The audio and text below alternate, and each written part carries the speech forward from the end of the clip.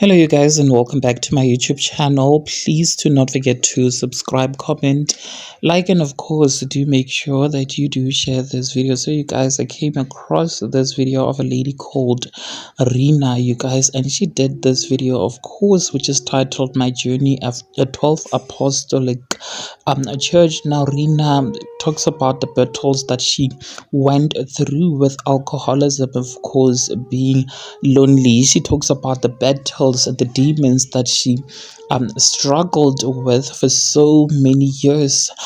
She says that it was until she found the Church of the 12th Apostolic Church, that's when she was persuaded, of course, by a friend to go to the church as it'll help. Now, Rina says that she went to the church, the 12th Apostolic Church, in hopes that she will be helped with whatever demons that she was going through, but unfortunately, it didn't go according to her plans, as she experienced a lot of shocking things in that church. Now, Rina goes into details, very chilling details, as to what actually transpired ko the Church of the 12th Apostolic Church. She exposes everything, those practices which happens there, which are not godly. Rina goes in, you guys, and she details everything, guys. So I'm just gonna upload but not the rest of the video, as it is a very long video. It is about 33 minutes, so I'm just gonna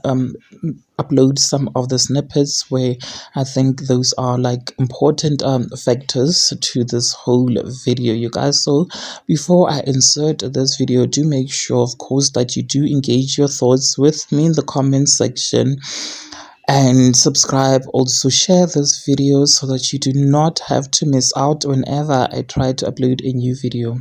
Loras, the church is New Apostle 12. Actually, it's a new 12 apostle. I'm not going to mention the name of the apostle. I'm not going to mention the names of the pastors, because for my safety as well. I was invited from one of the girls that was working with me. That time I was a manager selling properties. So one of the girls who was churching there came and joined me, and she was my agent. We were selling houses together. So then she started preaching the gospel to me, telling me about God, and then I found the message was so very, very touching. And then I said, okay, one day I'll come and visit you. And during that time I was coming from divorce, going through so much. I would be drinking every day. So then one day when I was like, it was on Sunday, I decided, okay, let me go and buy a box of wine. On my way to going and buy a box of wine, then I started to break down and say, Lord, I'm so tired of this life. Every day I must wake up in the morning to go and look for a liquor. Please, Lord, rescue me, because I don't know who I am. I don't know what is happening with my life. But this life that I'm living, I'm done. I'm tired of it, Lord. Lead me, show me the way. I don't know you. I don't know what is happening, but I know I've heard people telling me that you can rescue people's life. Although no, even if I was living my life anyhow I wanted, I knew God exists. I knew there's a Jesus out there, and I knew in everything that I would do in my life, I would pray. I would pray even the prayer of our Father who art in heaven, hallowed be thy name. I'll pray all those prayers because I knew Jesus lived. So one day I decided, let me go and visit her in their church. When I go to that church, what they normally do is they sing in Zulu.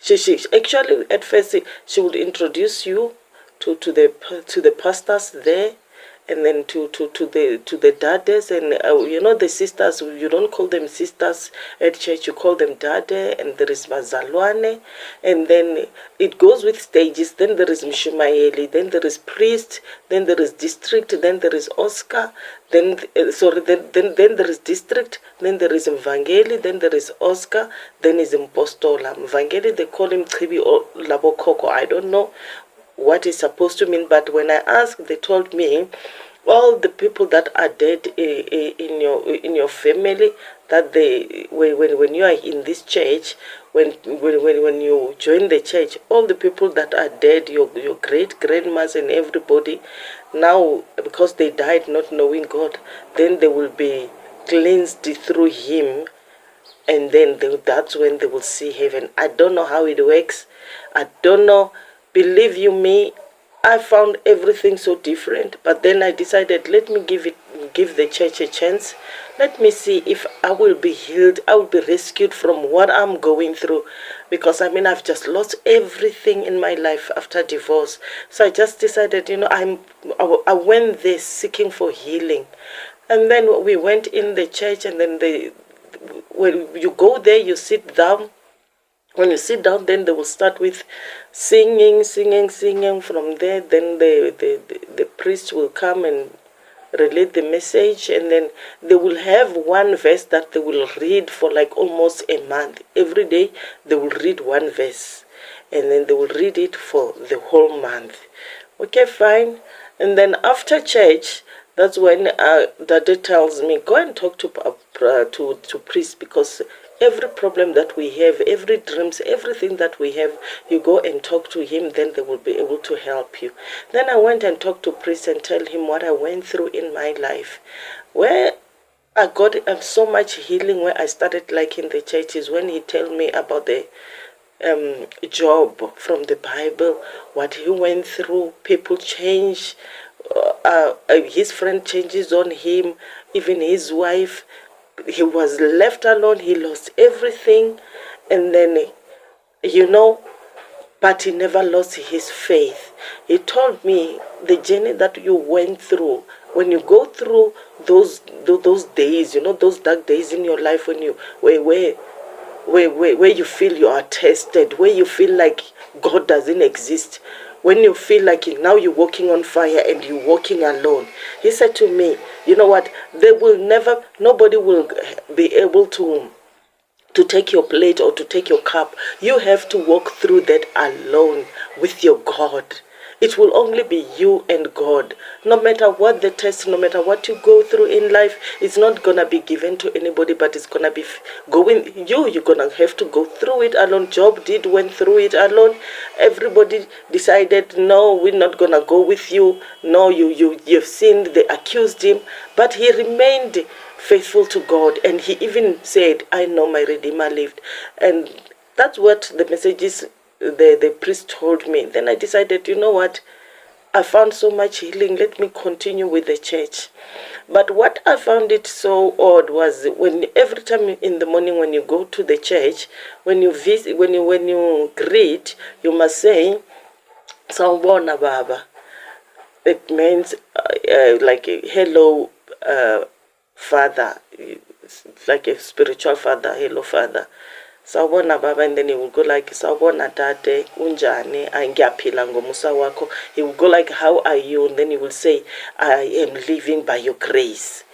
That is where I started to question the church and say, but I live by the grace of God. Why am I supposed to tell a mere human being like me saying I'm living by his grace? That is when I felt, no, this is not good. But they told me, okay, that's how they operate.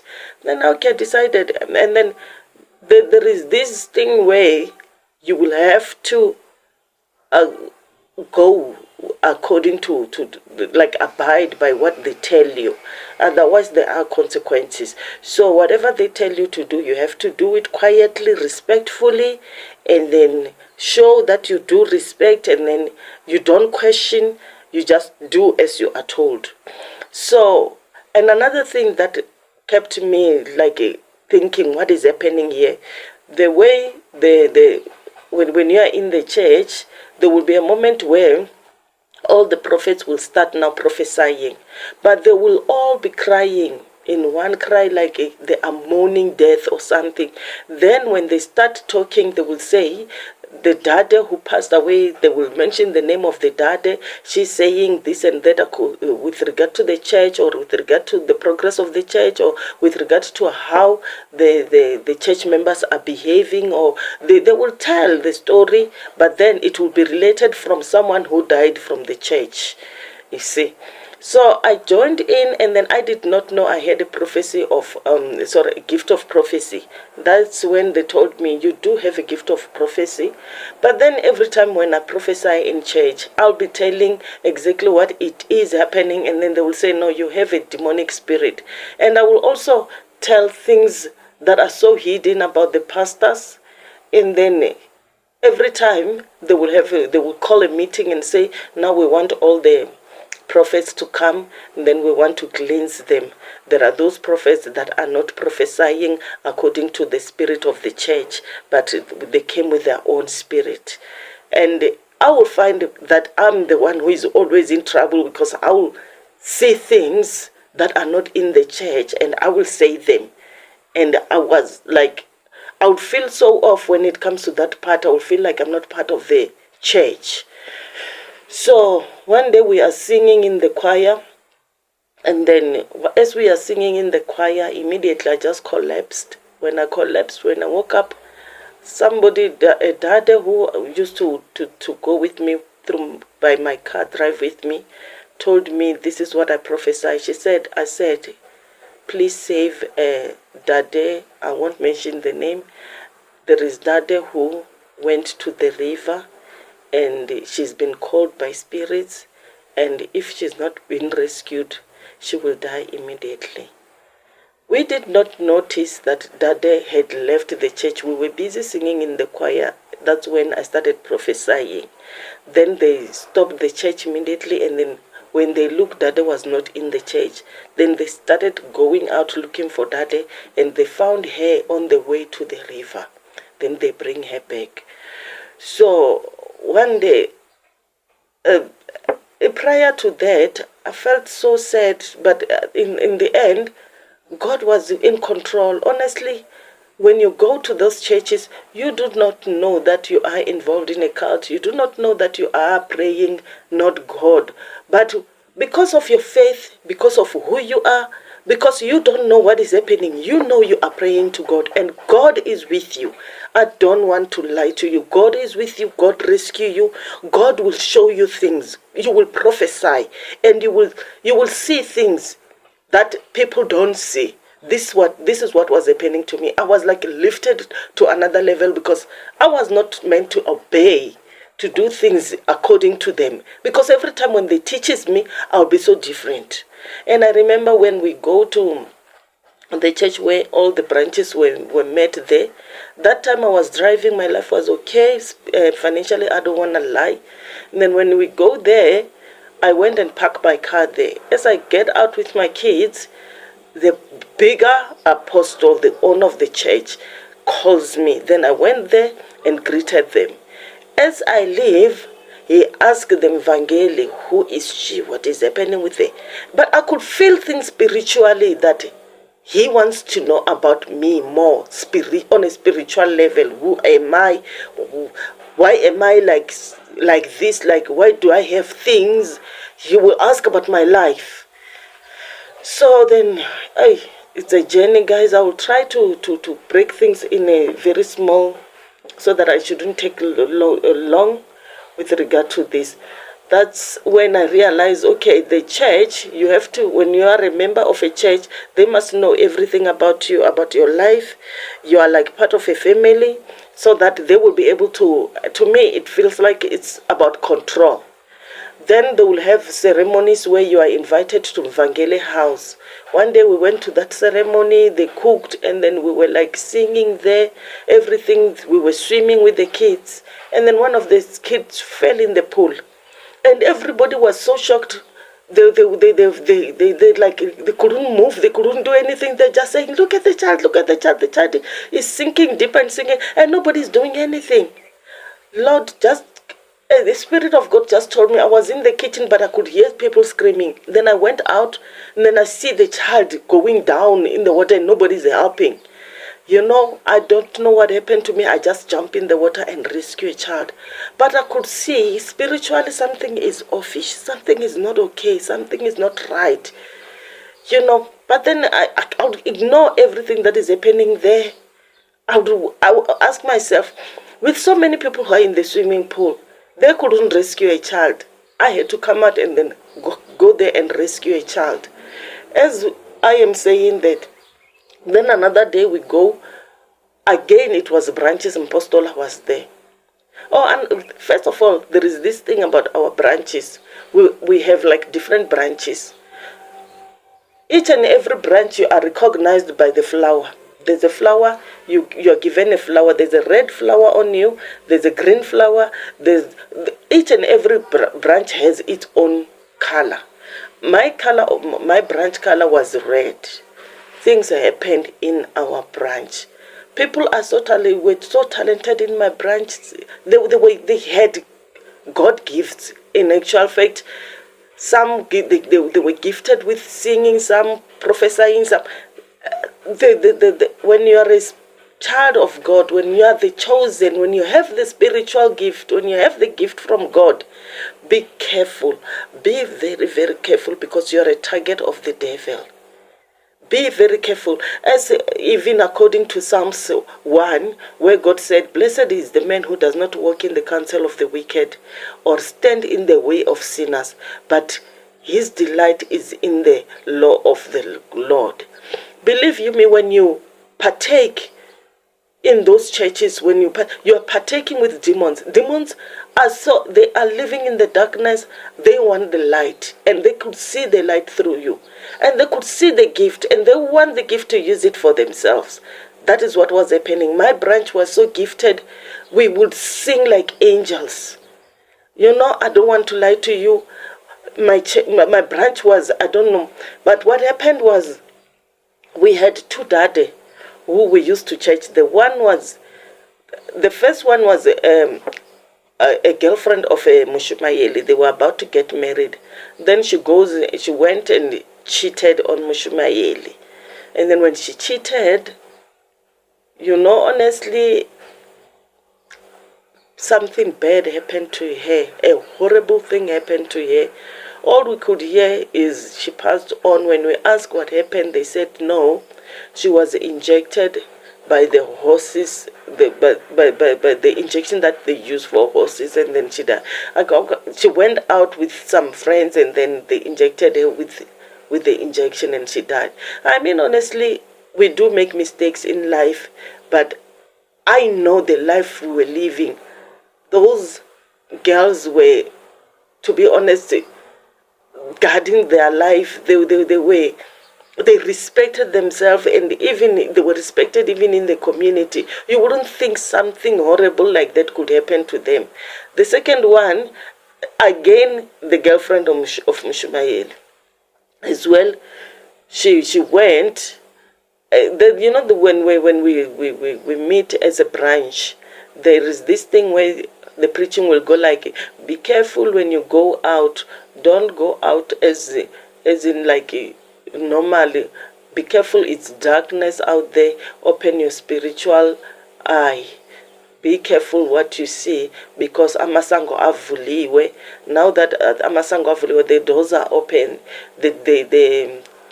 All the demons are out. So you must be careful, because anything can happen to you. Just after we go to the biggest branch where the biggest branch where all the branches are, to the biggest ceremony where all the branches are met, we know something is about to happen.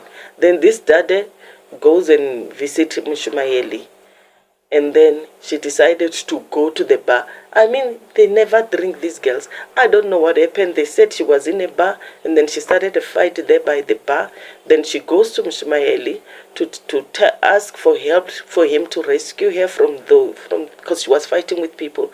Then Mushumayeli decided not to help her. Then she goes back to fight. That's when they kill her and put a beer bottle on her private parts.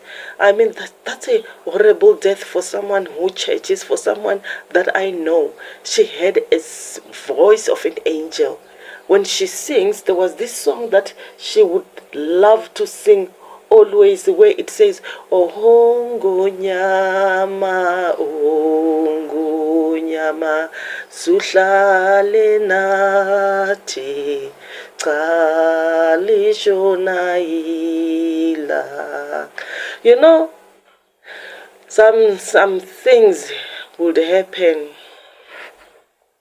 some sad things will happen. She was so gifted, spiritually gifted, and she died like that.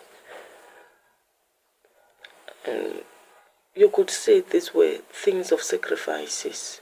Every time we go to the biggest church, one has to die.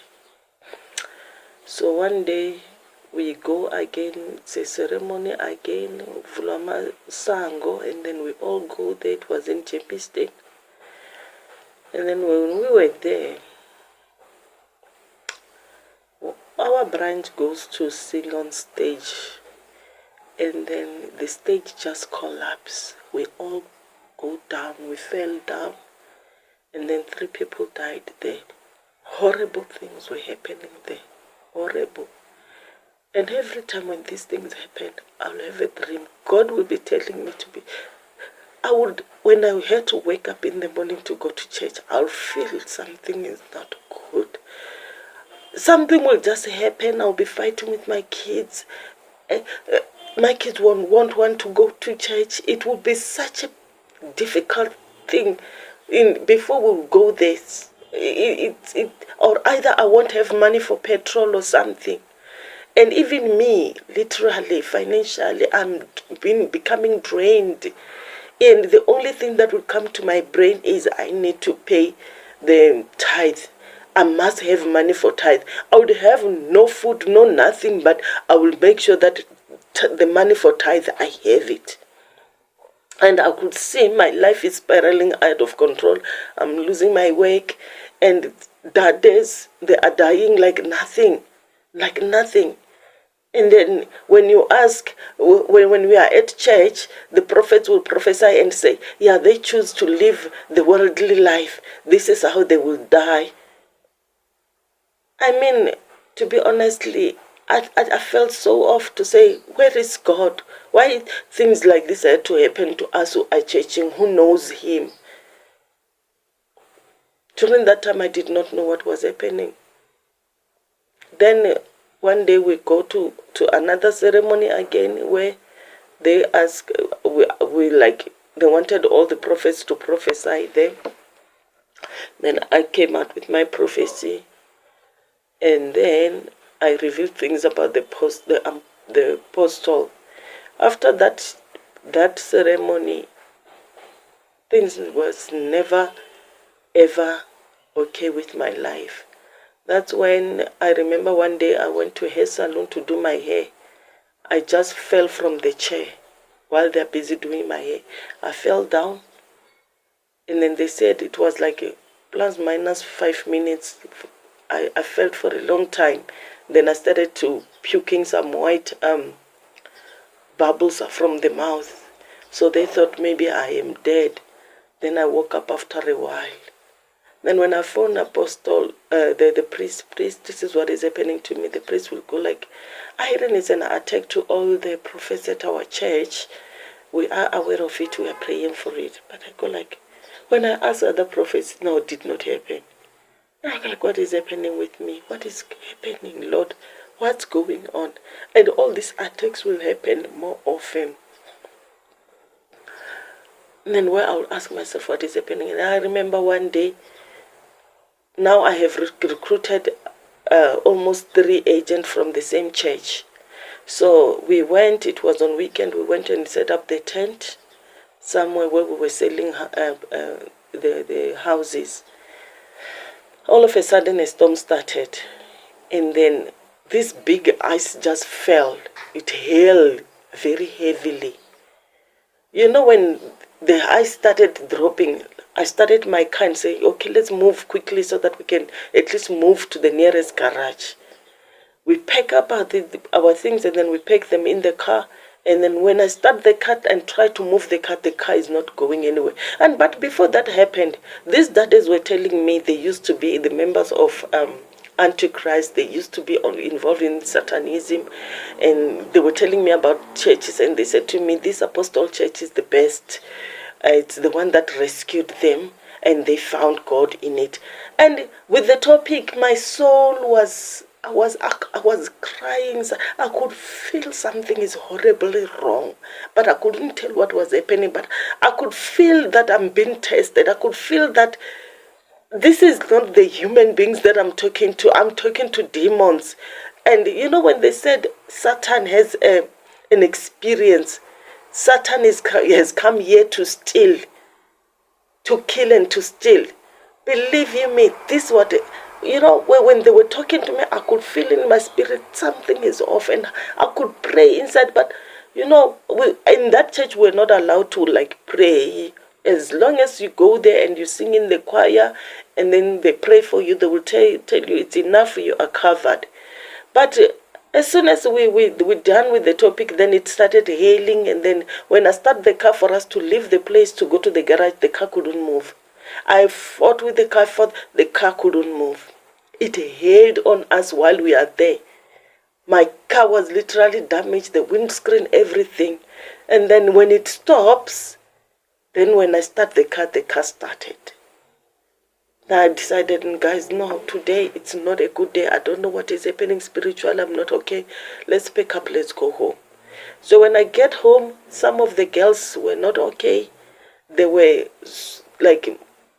wet. I had to give them my blankets. They were feeling very cold. I give them my blankets, and then we left. My journey through Apostle, I would say we need to be careful. We really need to have the spirit of discernment when we go to these churches. We won't know that we are partaking with the demons. We won't know. Spiritual things, when you see them physically, you just see everything normal. But spiritually, things are not normal. You will be attacked. More especially if you're gifted. More especially if you can see things that you're not supposed to see. You will be the target. The demon will want what you have. They would want you down. That is what happened to me up until one day a guy from ZCC came and said to me, come and visit us at ZCC. That's when I visit. But I will explain my story about my ZCC. I will also come with my journey at ZCC. These two churches has taught me a lesson, a bigger lesson, and they have even helped me go nearer to God and seek the real God, and seek the Redeemer, and seek the one who lives. We need to be careful, guys. I'm not saying anything, but I'm just saying I hope this message goes to you people, and then you will know what you are in for, because you will be the sacrifice. They will sacrifice you for the power, for the money, and the blessings will never come to you, because they will always tell you when you have to be blessed, it starts from the apostle. It goes according to those stages, from apostle to Oscar to Mveleli to district, going down up until you. When are you gonna receive your blessing? And that time you are the one who is suffering the most. But those ones who are like priests, everyone, they are so rich, they have everything, and you are sacrificing even what you don't have. And when you don't obey, and when you don't go to the churches, and when you don't tithe, that's when you will see, you know what? Yeah, I am in trouble, and I am being attacked. And there will be days where I will be dreaming. I will see the members of the church coming to me at night, calling me. They will be asking me to come. And then I go like, no, I don't want. In my dream. That's when I realize, you know what, this is not the church. Because I would have dreams that are very scary. I remember one day I was dreaming I was at church. When it's a bigger ceremony where branches are met and the apostle is there. At first we will start with the choir. When we sing the choir, the apostle will be led by the kids. The kids will start walking through the entrance first, coming in. Then the apostle will come. Then he will come with his wife, and then the Mveleli and them, they will be behind him. So I'm dreaming he was walking through. The kids started walking in. Then it's apostle. Then there was this prophet who used to prophesy a lot in the church. But with her, she had a big snake that was tied around her neck with the head standing up like this. And then she was like behind the apostle. To me, it was like, you know what? God has showed me enough. Let me get out of this church. My life is spiraling out of control. And then where I've noticed, to me, it was like, you know what, Irene, stop, don't go to these churches anymore. Is when the priest invited me to a house and she said, no, Irene, just after church, she says, come, let's go and have lunch in my house. When we go there, she started dishing the food. Guys, I've never seen such flies. Green flies were all over the food. And she dishes for us and they were dead in the food. And then when you eat, they will sit there with the priest and the wife. They will sit right in your face and see if you're going to eat that food. Guys, I was forced to just put the spoon with flies. I could say, and I had no way to escape. You have to obey, otherwise there's a punishment. That's when I realized, you know what, this is not my church. Anyway, things will just spiral out of control. My car will stuck when I can go to that church. I would see God is fighting for me. I would see God is trying to rescue me. I would see I'm not wanted there. I would see I'm different from them. Things that I prophesy, they're not happy with. They will sometimes say, I have a demonic spirit. I would see I'm not one of them, because believe you me, I was not talking their language. I was not doing according to them. I was not prophesying according to those who died in the church and say, their spirit is saying this and that and that. This is what's going to happen. I was not doing that. I was not obeying. And I could see the attacks. They were after my life. Only God rescued me many times. I don't know how, but it was God. God rescued me. God fight the battles for me. So I just hope someone is out there, someone who's listening, will change, and then they will take this and be aware, and it will serve as an awareness, and they will be rescued. I hope they will see as a way of, you know what, it's enough. Because even me, I did not know that I'm involved in occult churches. I did not know up until I see other people's ceremonies. I see their stories, and I said, they rescued me in a big way. Because when you are in there, you do not know. You think you're serving God. You do not know you're serving something different. You do not know. And when you're sick, when you are like this, they will tell you you're not supposed to go to anything, but you must just come to church. They will help you. So, guys, this is my story, my journey at Apostle Church. I just hope it will change people. I just hope abantu bakithi nizobona, nizofunda, and nizoba aware ngala masonto esiwahambayo, and nizophuma. It's not easy, but believe you me, God uyaphila. Nanoma ungaba kuphi uyamthandaza uNkulunkulu. Not necessarily ukuthi kumele ube lapho, because lapho akuna uNkulunkulu. Ngiyanicela sizwe sakithi, let us seek the God who lives. Thank you very much. With this message, I just hope it touches everybody. In Jesus' name I pray, amen.